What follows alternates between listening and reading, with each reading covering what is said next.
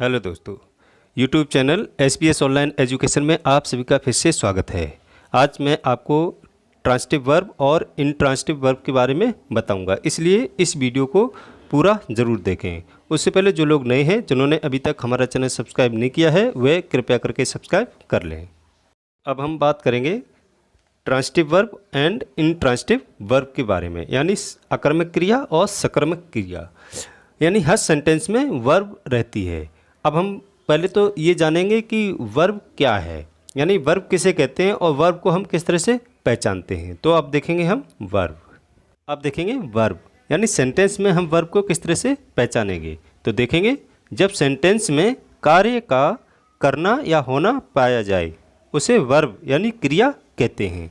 क्रिया के अंत में हमेशा ना आएगा, जैसे हंसना, खेलना, कूदना, फेंकना, ठीक है। तो इस तरह से ना आता है, तो कार्य का करना या होना पाया जाएगा और अंत में ना भी आएगा। जैसे एग्जाम्पल देखेंगे, सीता सिंग्स। अब इसमें देखेंगे कार्य हो रहा है, यानी सीता गाती है, यानी गाना एक कार्य हो रहा है।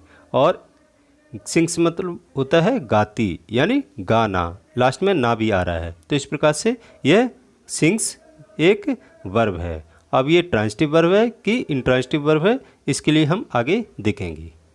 और दूसरा एग्जाम्पल है, राम राइट्स अ लेटर। अब इसमें क्या कार्य हो रहा है? इसमें कार्य हो रहा है राइट्स, यानी लिखा जा रहा है, यानी लिखता है। अब लिखता है तो यानी कार्य का होना या करना पाया जा रहा है, और राइट्स मतलब लिखना, लास्ट में ना भी आ रहा है, तो इसलिए राइट्स वर्ब है। अब ये कौन सी वर्ब है, इंट्रांसिटिव या ट्रांसिटिव वर्ब है? तो इसके लिए हम आगे देखेंगे। अब देखेंगे काइंड ऑफ वर्ब, यानी वर्ब कितने प्रकार की होती हैं। फर्स्ट है इंट्रांसिटिव वर्ब, जिनको हम आकर्मक क्रिया कहते हैं। सेकंड है ट्रांसिटिव वर्ब, जिसको हम सकर्मक क्रिया कहते हैं। थर्ड है लिंकिंग वर्ब, यानी इनको हम वर्ब ऑफ इनकम्प्लीट प्रेडिकेशन कहते हैं, यानी इसमें जो प्रेडिकेशन होता है वह इनकम्प्लीट रहता है। और लास्ट है ऑक्सिलरी और हेल्पिंग वर्ब, जिनको हम सहायक क्रिया कहते हैं। लेकिन इस क्लास में हम ट्रांसिटिव वर्ब और इंट्रांसिटिव वर्ब के बारे में ही पढ़ेंगे, क्योंकि लिंकिंग वर्ब और ऑक्सिलरी या हेल्पिंग वर्ब के बारे में मैं पहले ही क्लास ले चुका हूं, उन क्लास को आप देख लेना। अब हम देखेंगे इंट्रांसिटिव वर्ब यानी आकर्मक क्रिया के बारे में। अब इंट्रांसिटिव वर्ब के बारे में देखेंगे, जिस वर्ब के साथ किसी ऑब्जेक्ट का प्रयोग किए बिना सेंटेंस का मीनिंग पूरी तरह समझ में आ जाए उसे इंट्रांसिटिव वर्ब कहते हैं, यानी आकर्मक क्रिया कहते हैं। कहने का मतलब है कि इस ऐसे सेंटेंस में ऑब्जेक्ट नहीं दिया रहेगा, लेकिन उसका मीनिंग तब भी पूरी तरीके से समझ में आ जाएगा।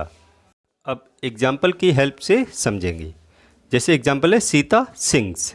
अब इसमें देखेंगे सीता गाती है, लेकिन इसमें ऑब्जेक्ट नहीं दिया है, तो यह आकर्मक क्रिया है, यानी इंट्रांसिटिव वर्ब है।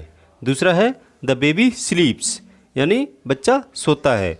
अब इसमें भी ऑब्जेक्ट नहीं दे रखा है, तो ये भी इंट्रांसिटिव वर्ब है। Birds fly.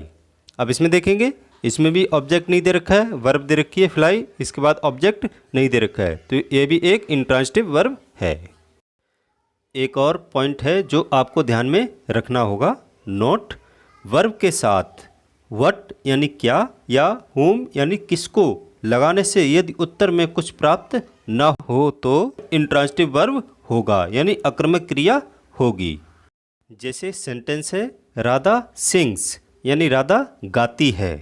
अब इसमें हमने प्रश्न किया वर्ब से कि क्या गाती है, तो उत्तर में हमें कुछ नहीं मिला, तो इसलिए ये इंट्रांसिटिव वर्ब होगा।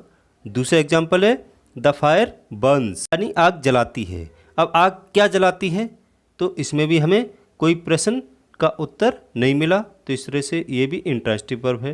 नेक्स्ट है सी बीट्स, वह पीटती है। क्या पीटती है या किसको पीटती है, ये भी हमें कोई आंसर नहीं मिल पा रहा है, तो इसलिए इस तरह के जो भी सेंटेंस होंगे वो इंट्रांसिटिव वर्ब होंगे। अब हम बात करेंगे ट्रांसिटिव वर्ब यानी सकर्मक क्रिया के बारे में। अब देखेंगे ट्रांसिटिव वर्ब, जिस वर्ब के साथ ऑब्जेक्ट का प्रयोग किया गया हो उसे ट्रांसिटिव वर्ब यानी सकर्मक क्रिया कहते हैं। यानी इसमें ऑब्जेक्ट का प्रयोग होगा, यानी वर्ब के बाद ऑब्जेक्ट आपको प्राप्त होगा। जैसे एग्जाम्पल देखेंगे, राम राइट्स अ लेटर। अब इसमें देखेंगे वर्ब है राइट्स। अब राइट्स के बाद देखेंगे ऑब्जेक्ट दे रखा अ लेटर, तो ये हमारी सकर्मक क्रिया है, यानी ट्रांजिटिव वर्ब है। दूसरा एग्जाम्पल देखेंगे, श्याम प्लेज क्रिकेट। अब इसमें देखेंगे वर्ब है प्लेज और प्लेज के बाद ऑब्जेक्ट आया है क्रिकेट, तो ये भी ट्रांजिटिव वर्ब है। इसमें भी हमें एक पॉइंट पर ध्यान देना होगा। नोट है, यानी जो मेन पॉइंट है वह है, यदि वर्ब में व्हाट यानी क्या या हुम यानी किसको लगाने से उत्तर में कुछ प्राप्त हो तो वह वर्ब सदैव ट्रांजिटिव वर्ब होगा, यानी सकर्मक क्रिया होगी।